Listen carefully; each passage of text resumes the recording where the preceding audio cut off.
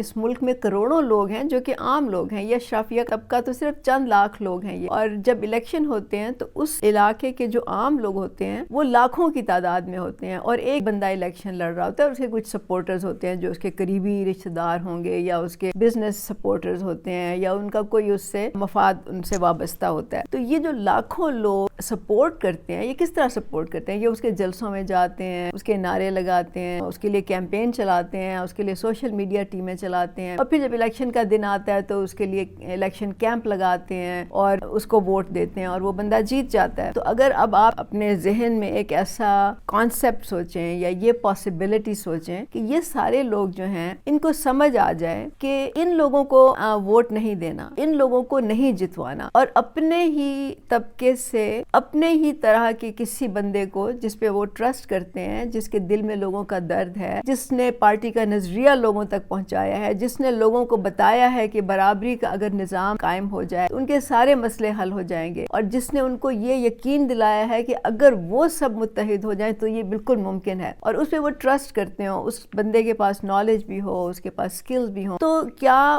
وہ اس کو نہیں جتوا سکتے؟ بالکل جتوا سکتے ہیں۔ اگر وہ اس طاقتور شخص کے جلسوں میں جانے کے بجائے اپنے ہی طبقے کے جلسوں میں آئیں، چاہے وہاں ان کو بریانی ملے یا نہ ملے، چاہے وہاں پہ ان کو کوئی اور خاطر تواضع ہو یا نہ ہو، لیکن ان کو معلوم ہو کہ اس بندے کو الیکشن میں جتوانے سے ان کے مسئلے جو ہیں وہ حل ہو سکتے ہیں، پاسبل ہے، جبکہ پچھلے والے جو امیدوار تھے یا پہلے جو لوگ منتخب ہوتے رہے ہیں 75 سالوں سے، انہوں نے کچھ نہیں کیا۔